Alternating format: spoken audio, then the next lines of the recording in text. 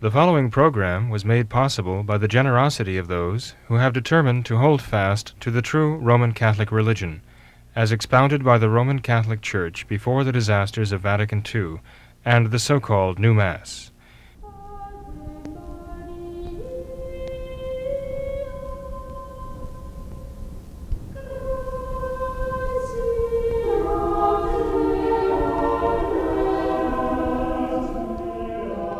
Hello and welcome to What Catholics Believe.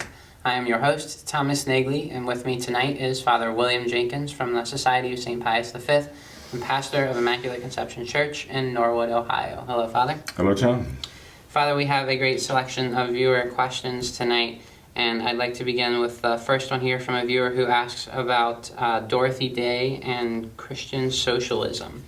So this viewer writes in and says, I was wondering what you think of Dorothy Day and if you could talk about her. I've read a little about her, and it seems that she is a convert to the Catholic Church, but she was also a socialist. It could be that she was a socialist before she converted. I've also heard that there are some charities named after her. Are they Catholic charities or socialist charities? I'm interested in hearing what you know about her. Pope Pius XI, back in the 1930s, said that no one can be at the same time a sincere Catholic and a true socialist. Is there such a thing as Christian socialism? No. Okay. It's impossible. Right. The two are intrinsically opposed to each other, mutually opposed. Mm-hmm. And socialism is, at its root, a denial of the right to private property. Right. And you have private property and public property, right? The public property basically being in the control of the government, whatever form the government takes. And the more property that the government itself controls, the more of a tyranny you have. Mm-hmm. Because the right to private property is a God-given right. And when the resources necessary for life are actually being controlled by the government, you necessarily restrict the God-given liberties of the people. You know? Mm-hmm. That's why Pope Pius XI made it very clear that one cannot be a sincere Catholic and a true socialist, or a true Catholic and a sincere socialist at the same time. No, they're constantly trying to repackage socialism. You know, they might call it liberalism one year and progressivism the next year, and a variety of other, I guess, just to try to make it palatable to those who find the word socialism unacceptable. Mm-hmm. But the thing is what it is, regardless of what you call it, right? So, whether Dorothy Day was a socialist, I don't know that much about her to say that she was a socialist, frankly. Back in the day when she converted, there were those who actually were leaving the communist parties, mm-hmm. Around the world and joining up with the Catholic Church, and they were being disillusioned with the Communist Party because they realized they had to face the fact, ultimately, that the Communists were involved more in their own power and control than they were in helping the poor, mm-hmm. and the downtrodden, and the disenfranchised, and the alienated, and all the rest. Bella Dodd in our own country was one of those. We came to realize the hard way that the communism was a lie, and the communist parties were not at all interested really in helping the poor and the downtrodden. They were taking advantage of people who were interested in helping them. And she returned to her Catholic faith through the agency of Bishop Sheen, actually. And but that was Bella Dodd. Dorothy Day is a different story, and I just don't know enough necessarily about her to say whether she really was a socialist. My understanding is that she was, but that she had to drop the socialism in order to become a Catholic, because mm-hmm. she saw that the way to remedy the evils of society was not in the hands of a party or a government, right? Not in the hands of a political party or a government, but really was the work of the Church. Mm-hmm. And that would mean that the Church would have to stand up before the world and pronounce on justice, matters of justice and charity. Of course, in those days, the church was speaking very boldly about these things. The head of the Communist Party in Britain, I believe his name was Johnson, converted to the Catholic faith. Mm-hmm. Right. And he remained in the Catholic faith until Vatican II, and after Vatican II, he lost the faith, lost the church. Because I think he began to see that Vatican II had deviated from what he really saw as a spiritual battle, not merely a battle of warriors, warlords on earth, but really a spiritual battle. So, can there be such a thing as Christian socialism? No. One might come back and argue, well, look in the convents and look in the monasteries. There you find religious, clergy and non-clergy. You have the priests or the clergy, and you have the brothers and the sisters who are not clergy, and they are nonetheless vowed to poverty, chastity, and obedience. And if they are in religious congregations that have taken simple vows of poverty, you admit that they can own property, but the property must be at the service of the entire community. If they take solemn vows by entering a religious order, you say they don't even have a right. They've given up all right to private property. They can't even own anything anymore. And so either way, in practice, they're living in community and sharing all the goods, holding them in common, and see, that's Christian socialism. And the answer to that question is it's absolutely not true. Because, again, before you can make a vow of poverty, one of the religious vows of poverty, whereas a simple vow, you retain the right to ownership, but you give up the use of the thing to the common good, or a solemn vow where you give up even the right to own property. Both of those begin with the right to private property. There has to be a right to private property before you can give it up. And it has to be something natural to you, natural for you, and it is. It's a natural right given by God for people to labor, to earn, to own, to control property, and that property is to be controlled in matters of justice and charity. So no one has an absolute right to anything he owns. I mean, even if we insist there is the right to own private property, such that a person has a right to it in justice, and others have an obligation in justice to acknowledge that right and to protect that right, to respect that right. Nonetheless, no one has an absolute right in terms of the necessity of another person. Right. And when others have a need of food, clothing, shelter, and so on to survive, then they have a right to that, even which supersedes a right of ownership of someone who, let's say, might in fact have the legal title to things. But that doesn't take away the obligation of those who own to give to those in need. Probably the greatest champion of that recently would be St. John Bosco. Okay. St. John Bosco would eat with the very poor people, but he would also, I mean he took in the ruffian orphans who were basically feral children living out of the garbage cans, if there were, of Turin. And he ate with them. He fed them and ate with them.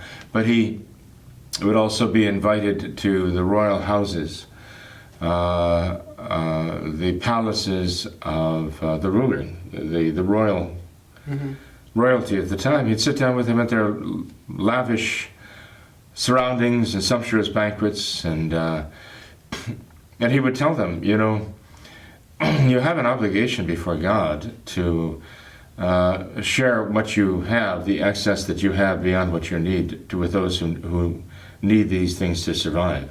And this is a very strict obligation, such God will judge you for this and could condemn you for it. He made no bones about And this is the message of the church. This is what all of the saints have sent that message. But St. John Bosco, because of his proximity to our own times, we know so much about him, and because his range of exposure was from the royal houses all the way down to the poorest, literally the poorest of the people.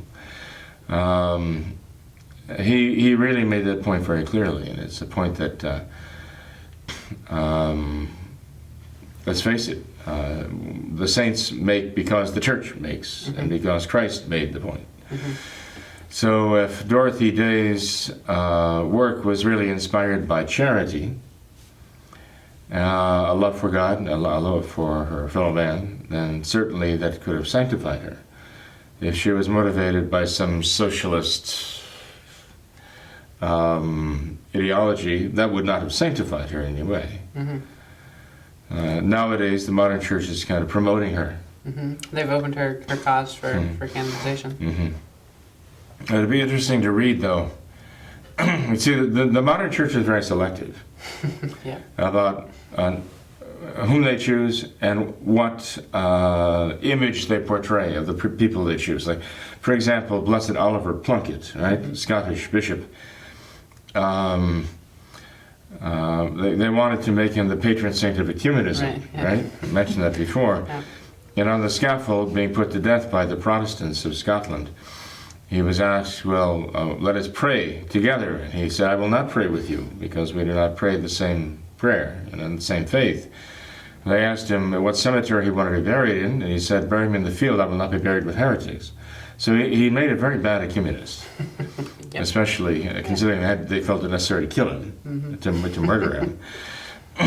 There are others, they probably, St. Anne Seton, the blessed Anne Seton too, they want to take these who may well be true saints. Padre Pio is another, who we would say, yes, we believe that they're saints in heaven. But we don't believe they're saints in heaven because the Novus Ordo says they're saints in heaven. Right. But because of the lives they lived, But they were all motivated by a love for God, and they had writings to prove that, and they had actions to prove it. They weren't motivated by some kind of worldly ideology, as Francis is, evidently. Dorothy Day, we're not sure. If they do proceed with a cause for her, it would be interesting to actually read what she wrote, and see if she was motivated by a political ideology, and was merely an activist for some ideological reasons, or if there was a genuine love for God and man there, a love for man motivated by a love for God, and that therefore we see in her a genuine justice and charity as the Church herself defines that. That's interesting, Father. Backing up just a little bit though to something you said about the religious having initially having the right to private property. As far as socialism is concerned, I'd say another similar to that, another simple way to discredit this socialism that they talked about is just by the seventh commandment, thou shalt not steal. And that necessarily implies that there is a right to private property, and socialism necessarily involves the stealing of property. So it would break the seventh commandment. However, a socialist could say, well, I believe in that commandment. And stealing is taking something and claiming it's your own, because you're stealing it from the public welfare. So the Communist Party of China, for example, could have, the People's Republic of China, could have tout the seventh commandment. But they say, there's, you can't claim private property. If you claim private property, you are stealing. So you're in violation of that commandment because everything belongs to everyone. Sounds very Marxist. Yes, it is, actually. Okay. It's a matter of terminology and how they define the words. That's why you've got to be careful in Novus Ordo, because they will use the same words, but they don't mean the same thing. The Catholics mean. Father, I'd like to move on to another question now that's somewhat tied to this. There's a viewer who asked if there's any conflict between the church and membership in the John Birch Society. Not that I know of. I don't think the John Birch Society does now.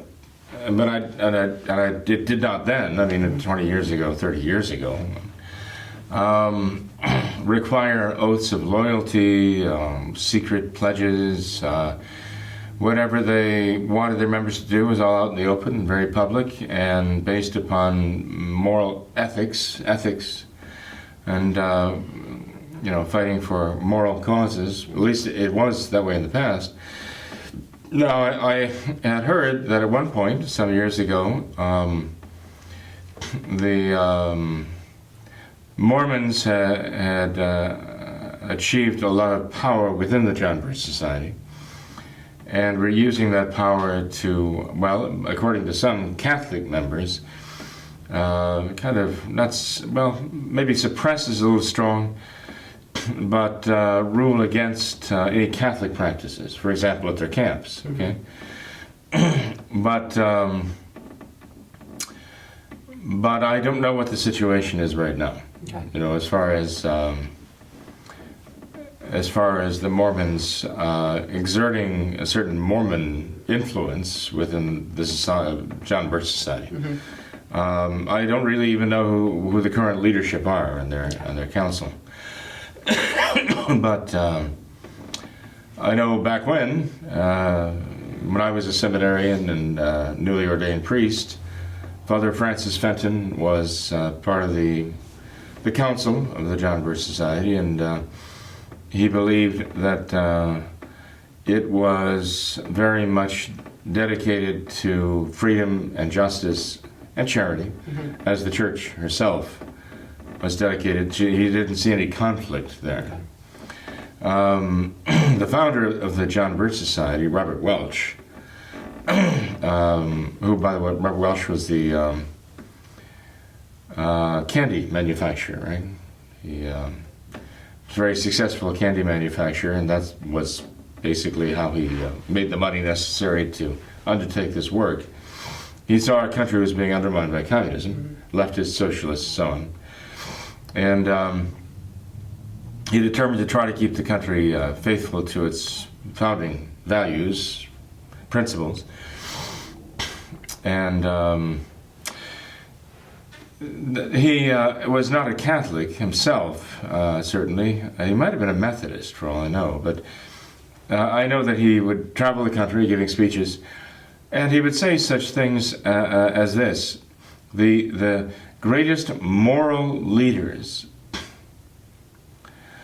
of the previous 100 years, this is going back to the 1960s, 1970s, the greatest moral leaders of modern times, in any case, he would say, were Pope Pius the IX, Pope Pius the X, Pope Pius the XI, Pope Pius the XII. And this would really irk the non-Catholics in the crowd. And but the Catholics found it very interesting that a non-Catholic would acknowledge that, be honest enough to acknowledge that. Yeah. And eventually he was received into the Catholic faith by a traditional Catholic priest, not by a novicial priest, by a traditional Catholic priest. And he was anointed for death, I believe, by our own Bishop Kelly. So he died with the Catholic faith. So, but I think that is because he was a man who really loved the truth, and God led him to it. So I myself don't see any conflict. If anyone out there does, I'd appreciate if they bring it to my attention.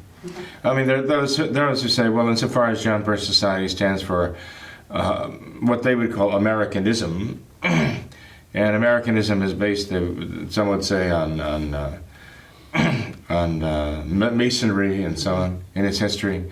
They might say, therefore, it would be impossible for a Catholic in good faith to belong to the John Birch Society or to work with it. But there was an enormous amount of struggle going on at the foundation of our country. And a lot of what the Masons try to represent as their influence and their input, I think, is propaganda. I mean, I just don't think it's trustworthy myself. So when they say, when they show George Washington with the apron and the trowel laying the cornerstone for the nation's capital, I have to ask myself, well, is this real or is this just some Masonic imagination and fantasy? I don't know. The fact that somebody drew a picture of it doesn't make it real. You know? The fact that it was reported in a Masonic press doesn't make it real. You know? There are biographers who say there's only a record of George Washington setting foot in the Masonic Lodge twice in his life. One is when he was inducted, and then a long space of time in which he did not return. And you know, even the second one, I don't know that is certain at all that he ever went back to it. There are a lot of reports, for what they're worth, that George Washington dying as a Catholic also. And I think there's a certain credibility to that. We should pray for that. George Washington did criticize the Catholic Church for not sharing in the Holy Eucharist with other believers. But I think that speaks of kind of the mentality of George Washington, that he was not a bigot. And he thought, well, I will not be a bigot against Catholics, and they shouldn't be a bigot against others. You know? But that's because of a certain naturalistic view he would have had of such things. But I think if a Catholic priest were to sit down with him and answer that question to him and explain to him, I'd like to think George Washington would be capable of understanding why the Catholic Church cannot share that. And if one can answer questions like that to an honest person, he'll see that that's where the truth lies, and rather than be repulsed by it as he was before because of his lack of understanding, then he finds it all the more attractive because he finds, well, this is the truth. I just didn't recognize him. Wow. So I'd like to believe that he did convert. They say George Washington could never tell a lie, so we'll hope. That's right. We'll hope for that. He abhorred the liar. Yeah. Let's move on, though, Father. There's a question here from a viewer who asks about her elderly mother, who's in an assisted living home.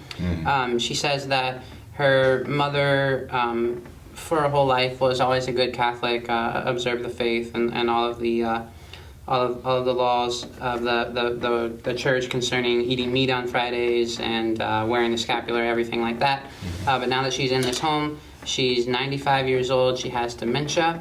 And this viewer notices that sometimes her mother does not have her scapular on. She's concerned that she eats meat on Fridays now because the nutrition in the assisted living home, they have meat for their Friday meals. And so she asks, how much is she responsible for when her mind isn't all there anymore? Will she be judged when she isn't in her right mind having dementia? Well, one can only be responsible for what he knows and wills. Okay, we say that to be guilty of a mortal sin in terms of the actual guilt, not the objective crime committed, but the guilt that comes into the soul because of the will consenting to that crime. And we say in the Catechism that the matter must be grave matter, a serious matter, and a person must be cognizant of the fact that this is a serious matter, and a person must then give full consent. I never cared for that threefold condition because even if one mistakenly thought something that he was tempted to do was seriously wrong, even if it weren't, even if it was not seriously wrong, but he thought it was, and he consented to it anyway as seriously wrong, mortally sinful, he would be guilty of the mortal sin. Okay, so I think the objective nature of the act is important, certainly, but even if one's knowledge is erroneous about it, and he conceives it to be mortally sinful when it is not in itself, he still has to then decide whether to consent to that serious, what he considers a serious evil or not. Now, as far as a patient with dementia, of course, they're impaired in their cognitive and their volitional powers to know and to will. You know, obviously there's an impairment there. And it's clinically diagnosed. I mean, it's not just a matter of speculation. They are understood to be where they are in this condition they are because of this problem. And so we have to say that automatically their power of willing is diminished, right?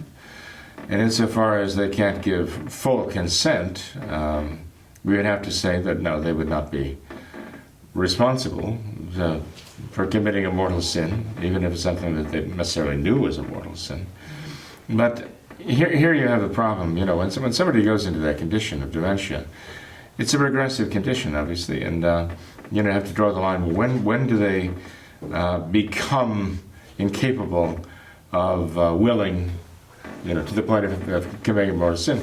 Well, that's something we can't tell. Right. All we know is this individual is in a situation that she can't control. She has no control over what they serve her, right? And she can't. I don't know if she can get out to mass. On Sundays and holidays, obligations. So, what obligation does she really have anymore?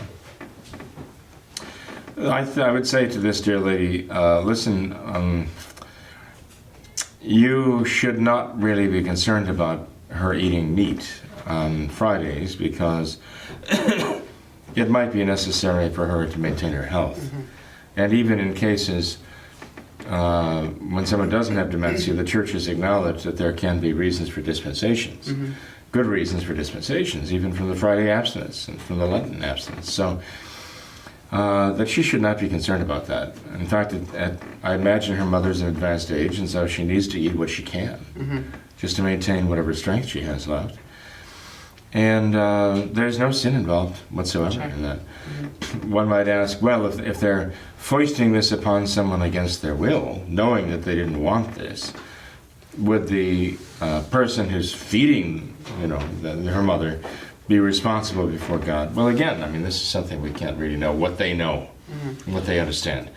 All these people know is they're bringing a tray of food to a lady according to the menu they have in the establishment there, and this is what they say she needs to maintain her strength. So we can really, go kind of in depth and get lost in the question. Yeah. But I would say, based upon what she wrote here, if her mother's in a facility now because of dementia that has progressed so far, that it would be very hard, at least for me, to see that she would have the power of willing to the point of committing mortal sin, the power of understanding necessary to commit mortal sin. So I would doubt seriously that she's capable of it. Mm-hmm. And Father, I think there's a quote there's a line from the Imitation of Christ that would apply here, where he says that man weighs the action and God weighs the intention. Mm-hmm. So I think that's an important thing to take into consideration there. But Father, I think we have time for one more question. So there's a viewer who asks if you could provide clarification on the relationship between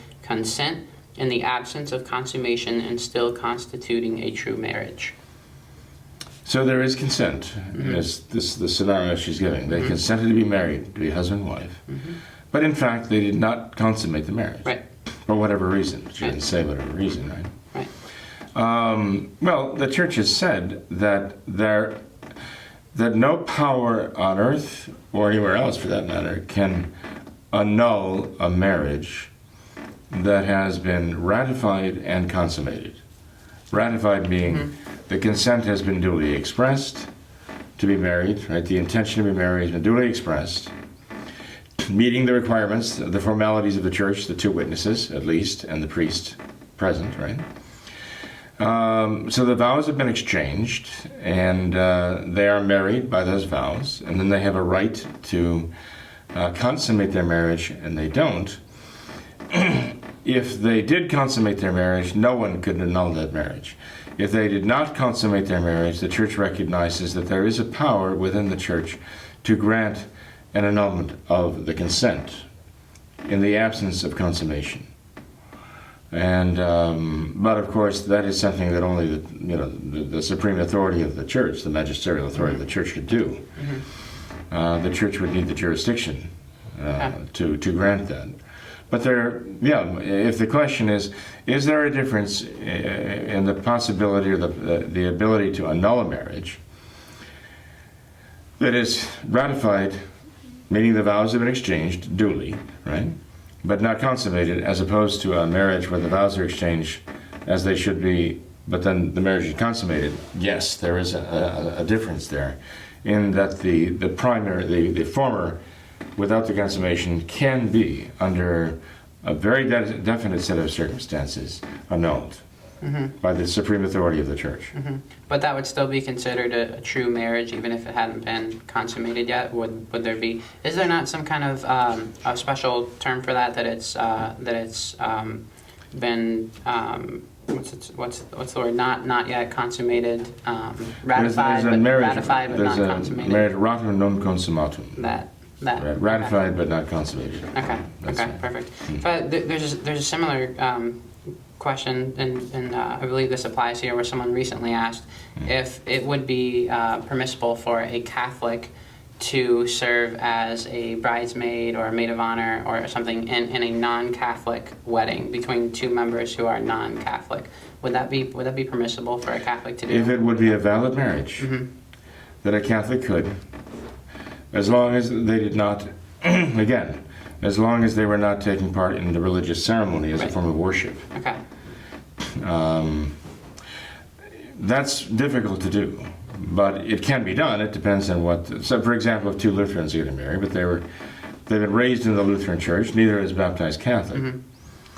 The Church actually teaches that if they're both validly baptized, even as Lutherans, but their baptisms are valid, then they would, if they were married at all, it would be a sacramental marriage too. But someone who would be asked to participate in a wedding, let's say between two Protestants, and Protestants can validly marry before their ministers. They can also validly marry before justice of the peace. They're not obliged by church law because the church herself has exempted them from that law. That's her right to do so. Exempted them from the requirements of the law with regard to marriage. Perhaps we should say that. So they're not obliged to have a priest present, Catholic priest present. But nonetheless, it would be difficult for a Catholic person to participate in that without having some sort of religious ceremony, I would think, unless they went to a justice of the peace for a wedding. But in any case, if a Catholic were asked to participate in a wedding, this goes for any Protestant wedding, novicial wedding, any wedding these days, they would need to investigate whether or not it's going to be a valid marriage at all. That's what I was going to ask. They can't participate in that in any way. How much responsibility or obligation does the witness of the marriage have to examine this marriage and determine if it's a valid marriage? How much responsibility? If one is a witness, that means that they'd be the best man or maid of honor. Usually we designate them as the witnesses. To be a bridesmaid or a groomsman wouldn't necessarily make them the witnesses.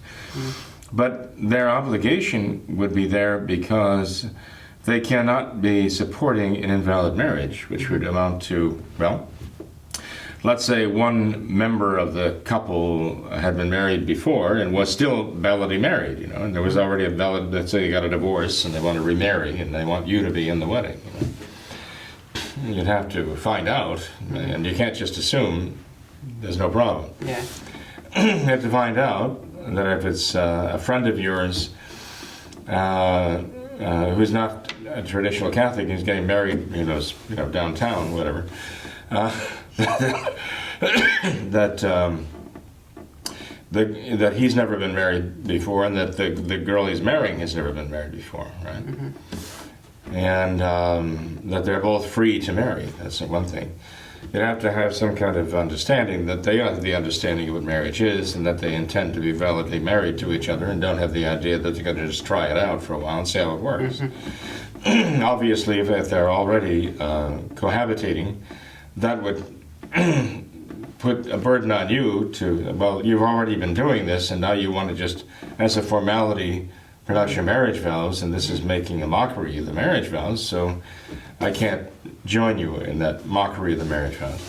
So there are all kinds of issues one has to clear. One should go to their traditional priest and ask him to examine the circumstances. The person should do the research, bring the information, and ask the parish priest, what do I need to do to even ethically and morally do this that would not violate my faith. Okay. So in short, if a traditional Catholic is asked to be a witness at a marriage, they must. Or even just take part as a groomsman or a bridesmaid. Right, but the witnesses in particular would have an obligation to examine that marriage and see if it would be valid. And then also they would have to ensure that they would in no way be partaking of any non-Catholic ceremony. Right. Right. Okay. Right.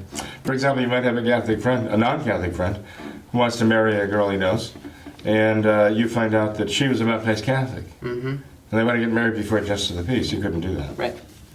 So, you have an obligation. It would be an obligation for anyone who would participate in the wedding, in any capacity, but especially serious obligation for the witnesses. Yeah. And then the next question is, well, okay, I can't go to the wedding, but can I go to the reception? Say, if it's a valid wedding, you cannot celebrate. If it's invalid marriage, if it's an invalid marriage, you can't celebrate it. If they're already married to somebody else, they want to get married to a second husband or second wife, they would be celebrating adultery.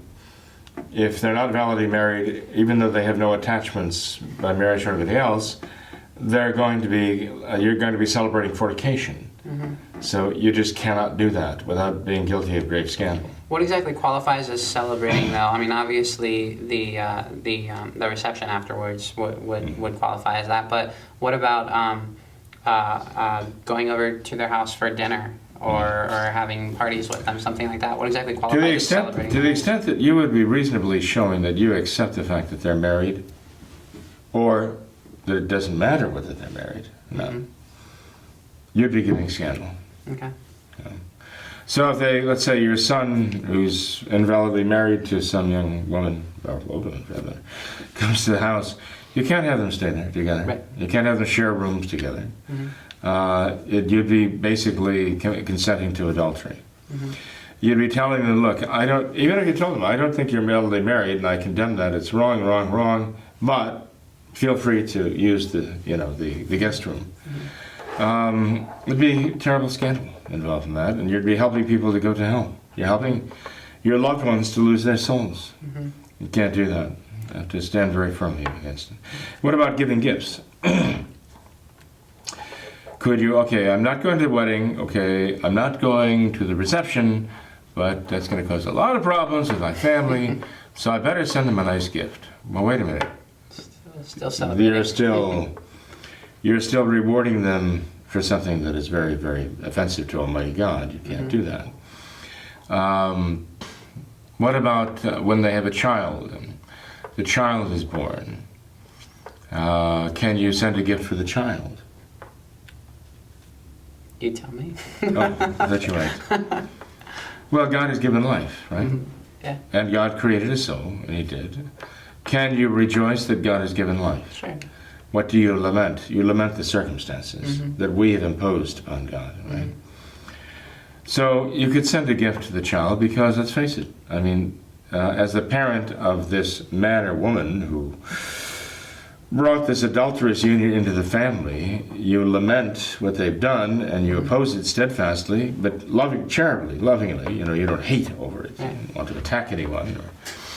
But you're very firm because your primary love is the love for God. And ultimately, that's your entire love for God. And you have to be faithful to that. And you want that to always be, that's the point. Not that you're just offended by what they've done, but that your love for God is there. And your love for them in wanting them to save their souls. That's what it always has to come down to. All the time. Right? Not just that you're mad because they did something that you don't like. No, that's not the issue here. But although, frankly, it necessarily is part of the issue because usually those who are doing these bad things are angry with everybody else because they're not going along with it. And so it's all everybody else's fault that they're doing this. But they're the fact the aggressors who are doing it to everybody else in the family. And they have no right to be angry. They should be apologetic. They should be apologizing to everybody else in the family. But in any case, but that's not the kind of people they are. If they were, they wouldn't be doing this in the first place. But, even if one were to send a gift to a child born out of wedlock to an invalid marriage like that, because it is their grandchild. This is their grandchild. They can't deny that. but they would want to make it clear, you know, and don't think the fact that I'm sending this gift to your child, my grandchild, is a matter of saying, oh well, you know, all is well, because after all you had this baby, you know, and I want access to the baby. But because this is my grandchild, I recognize this as my grandchild, I love this child as my grandchild. And I always will, you know. But I rejoice that God has given this life. I thank God for giving life, but I repent, and I will do penance for you for the circumstances under which you required God to bring this child into the world. That it's not fair to God, it's not fair to this child either. So one has to make that distinction. Right. Would it be permissible for to go on like a couple's date, a couple's dinner night or something with an invalidly married couple? Would that be considered approving of their marriage? Invalid marriage?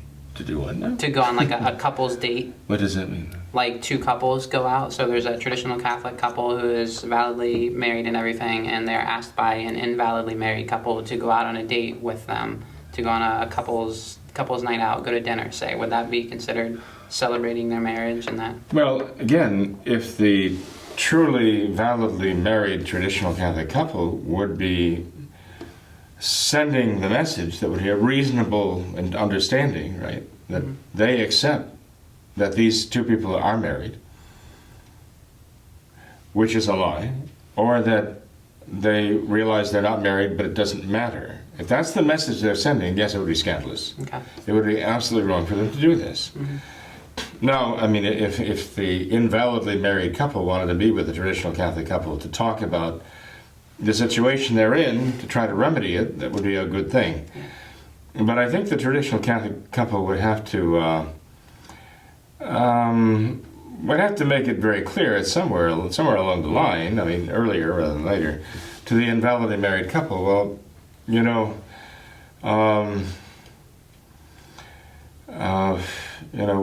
we love you, we're concerned about you, we want you to be validly married, but we don't see that you are. We can't. You know, we'd be happy to explain why. But please realize that, you know, we're not going out just to say that you being Catholic and you being Lutheran, you going and getting married before just the peace, is equivalent to, our being married. I mean, but you don't want to make it that way, like we're more married than you are, obviously, but the point is you don't want to say that it's the same thing. It's all the same. That's what you have to avoid saying. And I guess I would ask this question: the invalidly married couple, do they know? Have they been informed that the couple of traditional Catholics who are validly married, that they do not acknowledge the validity of their wedding, their marriage? Do they know that or don't they? Are they just looking at it as a couple's night out together, two validly married couples having dinner together? Or have they been informed that this traditional Catholic couple does not accept the validity of their marriage? Well, again, I think it's incumbent upon them, if they care about these people and care about their souls, to tell them, in as gentle a way possible, at the same time, in as clear a way possible, is that they simply can't accept that as a valid marriage. Now, the couple, the dating couple that is not validly married, would have to say, well, yes, we are validly married, and there is no argument, or why would you not accept this as a valid marriage? What are your reasons for it? What are you thinking here? Or they might be thinking, well, what difference does it make anyway? If they were living together for a couple of years before they got married, figured, well, it just changed the legal status, not the moral status of the union. So I think, again, before accepting such an invitation, a traditional Catholic couple has to do diligence there, and they have to find out what is going on. And if we do get together with these people, we've got to make sure that neither they nor anybody else reads into that what would be scandalous, and that is that we accept the situation as perfectly okay. Yeah. Well, that's a That's a great discussion, Father. Sorry, we kind of went off on a tangent. Well, there, it's but, the beginning of a lot of other discussions. Sure, I'm sure. yeah, definitely. But thanks for playing along. Thanks for being here tonight. I Oh, appreciate sure, it. Tom. Thank you. No problem. Bless you. Thanks to all of our viewers as well for watching this episode of What Catholics Believe. Until next time, we ask that you all remember the words of Our Lady at Fatima, to consecrate yourselves and your families to the Immaculate Heart of Mary, and to pray and do penance. Thank you, and God bless you.